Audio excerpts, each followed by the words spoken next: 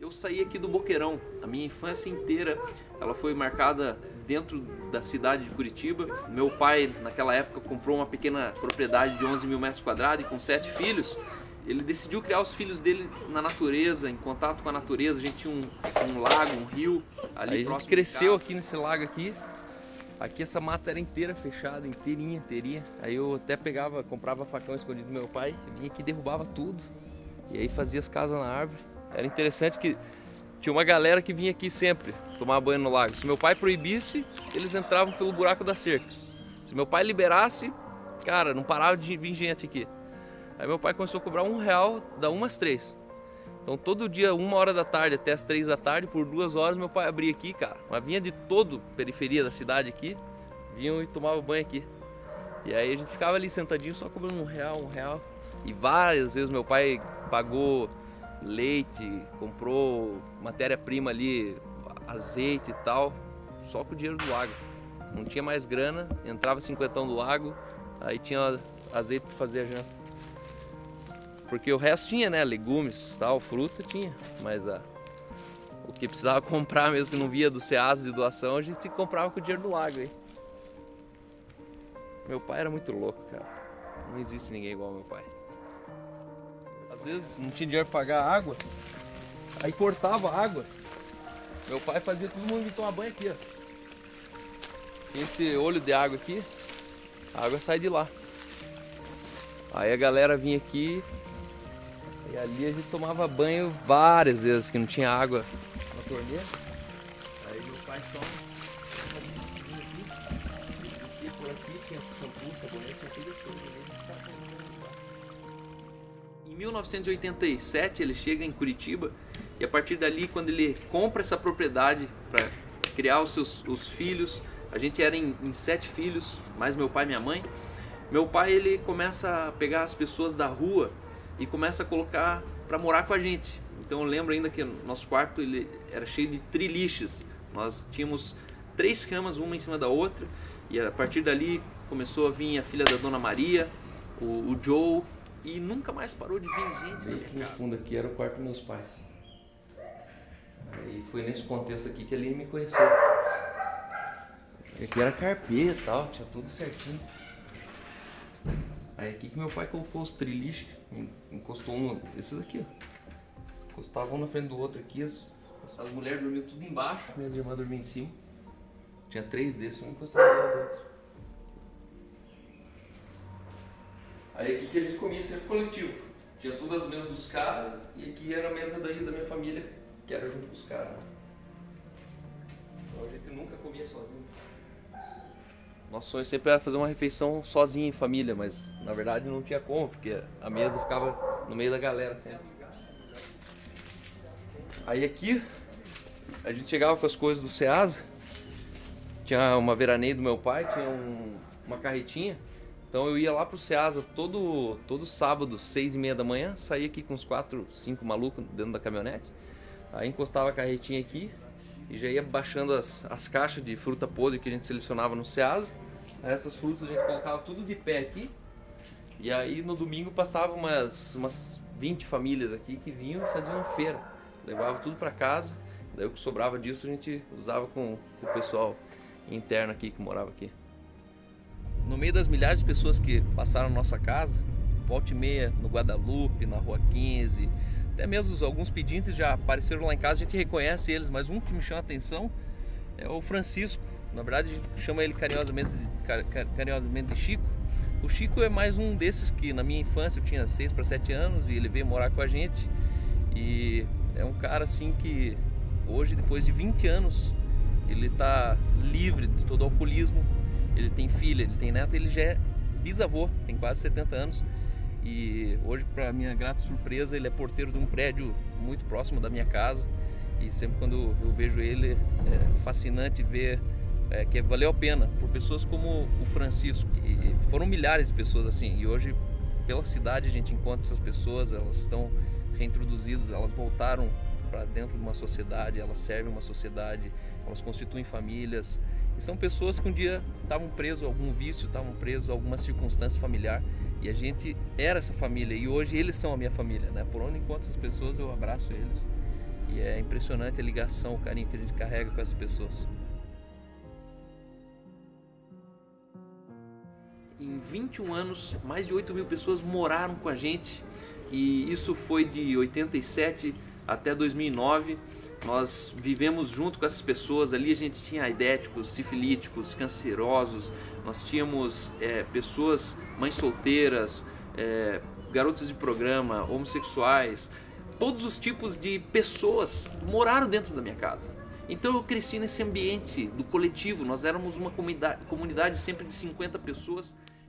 Então, como a casa era uma comunidade de 50 pessoas, quando eu chegava em casa, o único lugar de privacidade que eu tinha era basicamente o meu quarto. Então, se eu ia para a sala e para a cozinha, sempre estava muito cheio de gente. E isso me levou a descobrir a casa da Dona Salete, que dentro da nossa própria propriedade, do outro lado do rio, meu pai tinha uma pequena casa com 4 cômodos, e ali ele colocou uma família da Dona Salete, do seu Telmo, e ali por 10 anos eles moraram com a gente. E ali se tornou minha referência de casa. Foi onde eu literalmente tive bons referenciais de uma vida familiar. Então, ó, pensa que era uma casa dessa aqui, ó. Eu chegava da escola, deixava minha mochila na minha casa e vinha na casa da Dona Salete. E aí é o seguinte, essa cadeira era aquele dia ainda, né? Essa cadeira aqui é a que sentava sempre. Essa aí. Aí ficava do outro lado do rio. Aí eu dormia no sofazinho assim, ó, a tarde inteira. Acordava com cheiro de bolo, cheiro de pão. Hoje que eu tava na rua, ali tirando a carteira, não deu tempo de fazer nada. Chega uma vai. Essa é a Dona Salete, é minha origem. Meu caráter é bastante formado pela família dela. É uma pessoa muito especial. Muito bom poder, depois de anos, vir reencontrar ela aqui e saber que a vida caminhou para todas as famílias. Hoje nós somos mais do que 5, 7 famílias. Os filhos casados, os netos. E é muito bom ver a senhora aqui, Dona Salete. Obrigado. Obrigado você.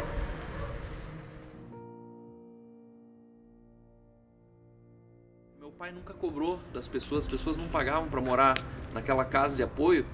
E então, logo, sem recurso, não existe mão de obra. E nós éramos a mão de obra do meu pai. Então era o meu pai e meus 7 irmãos, eu era o mais novo. E então eu cresci nesse ambiente de serviço, esse ambiente com a consciência onde o maior é realmente aquele que serve. Eu cresci nos box aqui do mercado municipal, né, sempre pedindo doações, porque com R$ 1.500 que meu pai tinha de aposentadoria, ele pagava as contas fixas, luz, água, telefone, e todo o resto ele alimentava 50 pessoas na base de doações. Assim a gente vinha, e aí tinha sempre separado num cantinho ali alguma coisa pra gente, e a gente sempre, de bom coração, todo sábado a gente vinha e levava pra casa. O pessoal já conhecia, e aí a gente só chegava, dava oi, às vezes eles faziam assim, às vezes faziam assim, né? Tinha sexta-feira sábado que um tinha, o outro não tinha, e assim a gente ia se virando. Nem sempre as pessoas conseguiam dar pra gente tudo, mas era muito bom mesmo. Eu acredito cegamente que o serviço ao próximo é sim nobreza, é sim riqueza, é sim prosperidade. Então eu não acredito numa prosperidade que fala quanto você tem no bolso, mas eu acredito sim numa prosperidade que fala o quanto você carrega na sua mente, no seu pensamento.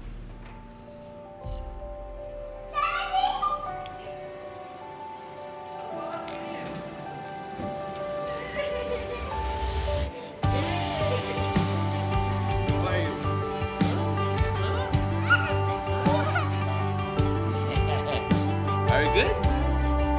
Yes? Thank you.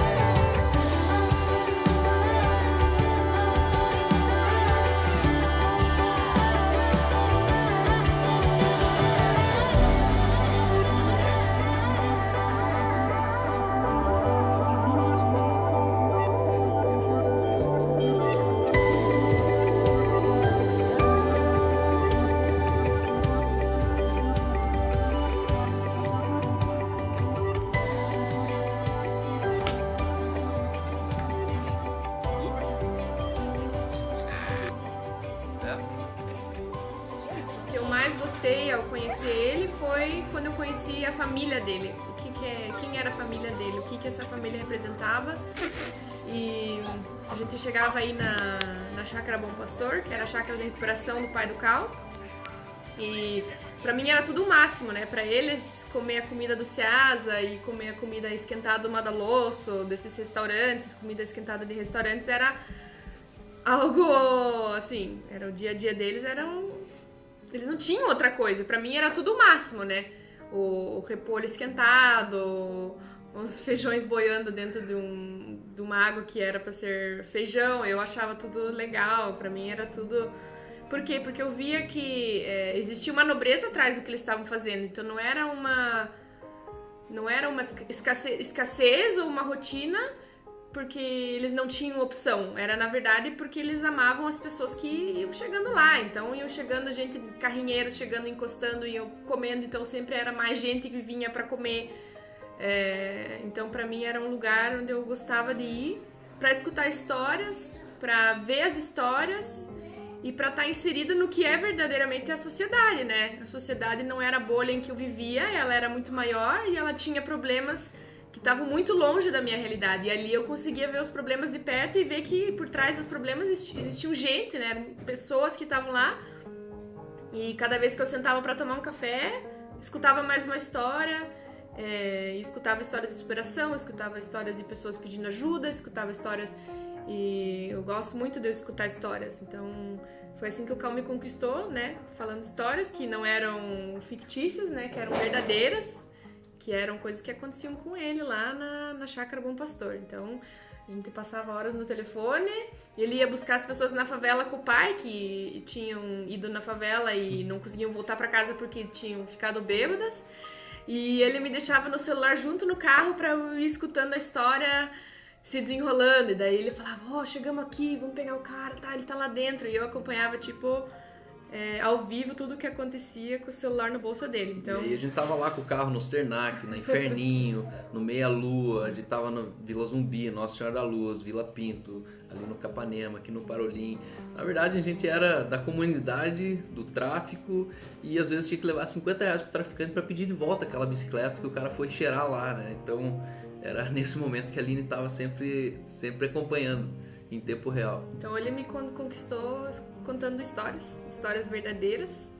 E aí a gente casou depois de algum tempo. E aí a gente tinha um sonho de morar fora.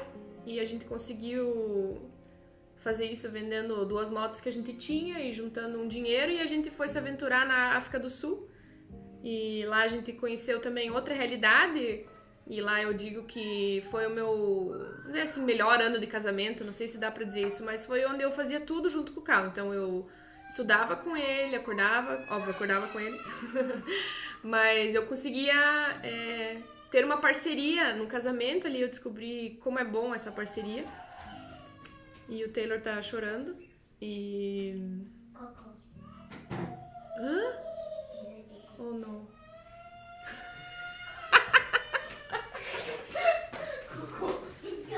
O pânico de quem cagou nas calças. O que levou meu pai a ter tanta compaixão pelas pessoas a ponto de fundar essa casa de aconselhamento familiar, na época chamado Chácara Bom Pastor, no Boqueirão, foi que, na verdade, meu pai ele é sobrevivente da Segunda Guerra Mundial. Aos 7 anos de idade, ele conta que ele estava junto com as irmãs e com alguns amiguinhos, aos 7 anos de idade, colhendo amoras. E um dos aviões, quando viu aquela bacia de metal refletir, voltou, sobrevoou e soltou uma bomba exatamente onde eles estavam. Meu pai conta que ele foi parar dentro de uma vala cheia de urtigas. E aquilo ali foi uma das marcas do tempo da guerra que meu pai sobreviveu. Então o meu pai ele nunca foi um homem de futilidades. Porque quando você vem daquele país do pós-guerra, algumas futilidades elas perdem todo o seu sentido. Eu não tenho um pai que achava graça em muitas coisas. Meu pai tinha uma dificuldade de achar graça em qualquer coisa. Isso inclusive se reflete muito do que eu sou hoje. A questão é que a partir dali meu pai sempre teve uma vida devota às pessoas. Então ele foi enviado por uma missão alemã para o Brasil, trabalhou entre os índios, trabalhou entre as igrejas. E depois de ser convidado a se tirar de 5 igrejas, né, de 5 sistemas, onde na verdade ele não conseguia se encaixar dentro da cartilha. Ele simplesmente começou a ser a igreja que ele deveria ser. Isso levou meu pai a tomar uma decisão das mais loucas que alguém pode conhecer. Na época eu lembro que muitos amigos dos meus pais, alguns familiares, alguns tios, chamavam meu pai de louco, falavam, cara, você vai perder tua família, você está perdendo os teus filhos e tal. E ali eu aprendi uma grande lição, que o segredo da vida não está em nós guardarmos a nossa vida. Quando a gente guarda a nossa vida, a tendência é que a gente perde ela. Mas o segredo da vida, na verdade, é perder a sua vida para encontrá-la. À medida que meu pai ele perdia a vida dele, ele encontrava literalmente a realização dele na vida das pessoas.